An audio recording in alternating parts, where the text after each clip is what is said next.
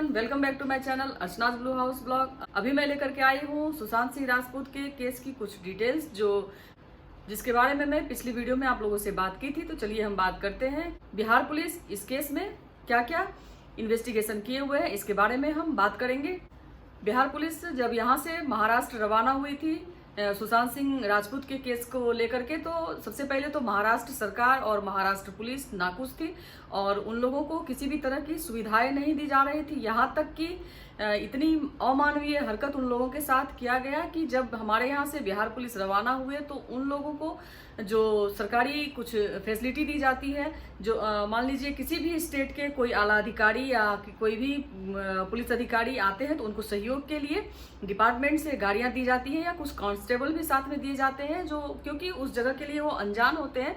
तो इतनी भी उन लोगों में समझ नहीं थी। उन लोगों ने इस तरह से बेइज्जती की है बिहार पुलिस की कि कई घंटे तो उन्हें बाहर खड़े रखे। उसके बाद उन लोगों को जाने आने के लिए न कोई गाड़ी न कोई स्टाफ, किसी भी तरह की मदद नहीं। कल कई न्यूज चैनल में ये चीज दिखाया गया था कि बिहार पुलिस ऑटो रिक्शे से हर जगह जा करके और इन्वेस्टिगेशन कर रही है और जो इस केस से जुड़े हुए हैं उन लोगों की बयान ले रही है, जिसमें कि सबसे पहला बयान था सुशांत सिंह जी की सिस्टर मीतू का, जिन्होंने अपने बयान को दर्ज कराते हुए कहा कि मैं तो अपने बयान को कई बार महाराष्ट्र पुलिस के सामने दर्ज करवाने की कोशिश की थी, परंतु उन्होंने मेरे 5 बार कॉल करने के बावजूद भी बयान को दर्ज नहीं किया। तो इस बात पर मुंबई पुलिस ने अपने बचाव करते हुए कहा कि उनको तो बुलाया गया था जांच के लिए, परंतु वो आई नहीं। और फिर उन्होंने ये बयान दिया कि रिया के साथ सुशांत सिंह जी के बहुत ही ज्यादा झगड़े लड़ाई हो रहे थे, जिस कारण से बहुत ही डिस्टर्ब रहते थे और रिया प्रेशर बना करके रखती थी सुशांत सिंह जी पर।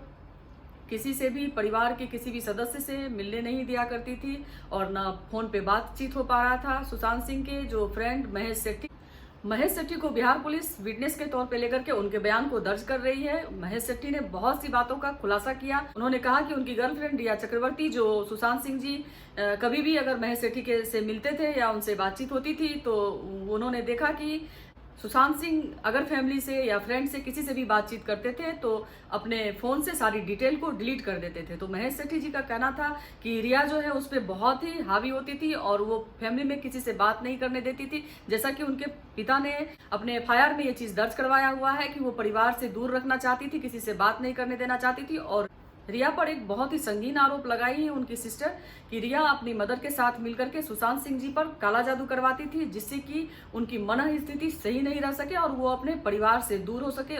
और रिया डेंगू के नाम पर सुशांत सिंह जी को डिप्रेशन की दवाई की ओवरडोज दिए जा रही थी। रिया के फादर डॉक्टर है। ये चौंकाने वाली बात है। आप लोग सुन करके हैरान हो जाएंगे कि जो रिया के फादर है वो डॉक्टर है। हो सकता है कि ये मिलीजुली साजिश हो कि सुशांत सिंह जी को इसी तरह से परेशान करके और उनके मेंटल बैलेंस को हैरेस करके ये लोग उनका लाभ उठा सके, और जैसा कि हुआ और लास्ट में पता चला कि उन्होंने आत्महत्या कर ली। तो यही सब कारण है। तो रिया जो है मेन जड़ है और बिहार पुलिस चाह रही है कि रिया का बयान ले।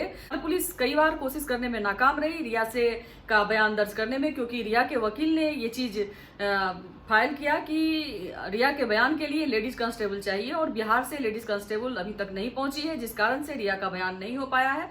सुशांत की एक्स गर्लफ्रेंड अंकिता लोखंडे, जिन्होंने ये बयान दिया है कि सुशांत खुश नहीं थे अपने रिलेशनशिप से, उन्होंने अपने व्हाट्सएप चैट को भी सबमिट किया है और उन्होंने बताया है कि सुशांत किस तरह से उनसे मैसेज पे बात करते हुए बोले थे कि वो रिया के साथ खुश नहीं है और वो अपने आप को प्रेशराइज फील कर रहे हैं।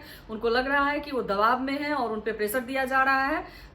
अंकिता लोखंडे ने अर्नब गोस्वामी से लाइव इंटरव्यू में बहुत सी बातों का खुलासा किया। उन्होंने ये बात बोला कि सुशांत ऐसा था ही नहीं कि वो डिप्रेशन में चले जाएं, क्योंकि पैसे को उन्होंने कभी प्राथमिकता ही नहीं दी और वो अपने करियर के पीक समय पर जाकर के जब 3 साल का ब्रेक ले सकते हैं और बहुत ही कठिन से कठिन दौर को वो पार कर सकते हैं, तो अभी तो वो बहुत ही सक्सेस थे। उन्हें ना पैसे की दिक्कत थी ना, और 2-4 फिल्म होने से ऐसा नहीं है कि वो आत्महत्या कर लेंगे या डिप्रेशन में चले जाएंगे। ये एक सोची समझी साजिश है और वो अपने रिलेशन से खुश भी नहीं थे। इस तरह की बातें भी अंकिता लोखंडे ने अर्नब गोस्वामी से बातचीत में बोला है। आईसीआईसी बैंक के स्टेटमेंट को निकालने के बाद ये पता चला है कि जिसमें 4 करोड़ रुपए थे सुशांत सिंह जी के, उसमें से ज्यादातर एक्सपेंसेस जो है रिया के ऊपर खर्च हुआ था।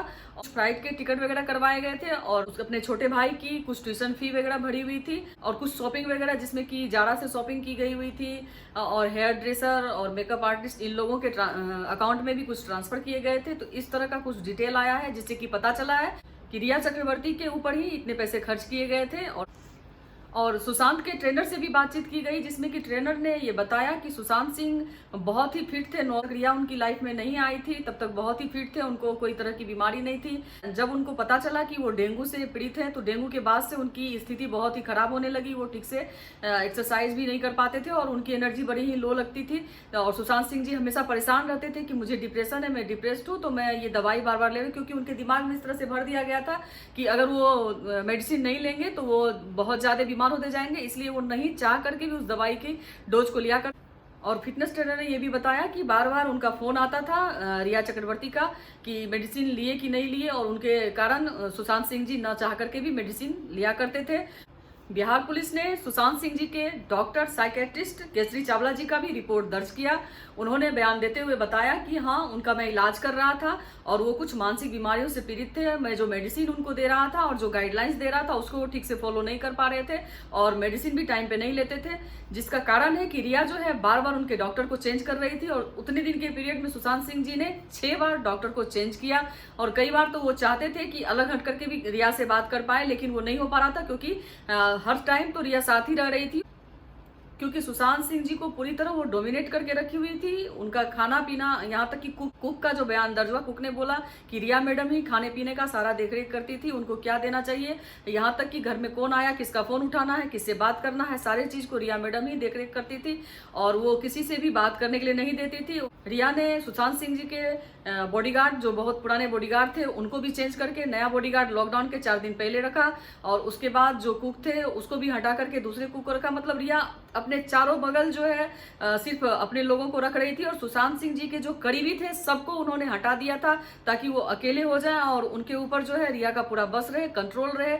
अकाउंट हैंडलिंग से लेकर के घर से बाहर तक का सारा काम जो है रिया अपने हाथ में ले ली थी और उनका बस यही सोचना था कि और आने वाले जो मूवी है, कुछ मूवीज तो ऐसे थे जिसका ऑफर आ रहा था सुशांत सिंह जी को और रिया ने उसे एक्सेप्ट नहीं करने दिया, क्योंकि वो चाह रही थी कि मूवी में जो हीरोइन का जो लीड रोल होता है उसमें उनको ही लिया जाए। ये कह करके बहुत सारे ऐसे मूवी के ऑफर को ठुकराना पड़ा सुशांत सिंह जी को, जिसमें कि वो चाहते थे कि रिया को कास्ट किया जाए और रिया उनके साथ एक मूवी में आ सके। तो ये छोटी छोटी जो जानकारियां कल दिन भर की थी मैं आपके सामने लेकर के आई हूँ। आगे जो भी जानकारी होगी मैं आप लोगों के बीच रखूंगी। अगर आप लोग मुझे देखना चाहते हैं और इस विषय पे बातें करना चाहते हैं तो प्लीज मेरे चैनल को सब्सक्राइब करें, लाइक करें, कमेंट करें। और जो मेरे नए व्यूवर्स हैं जो मुझे आज पहली बार देख रहे हैं, मेरी ये वीडियो आप लोगों को पसंद आए तो please like, comment, share and subscribe my channel Archana's blue house blog. आज के इस ब्लॉग में इतना ही, बहुत जल्द मैं फिर मिलूंगी। Bye bye, take care, love you all guys.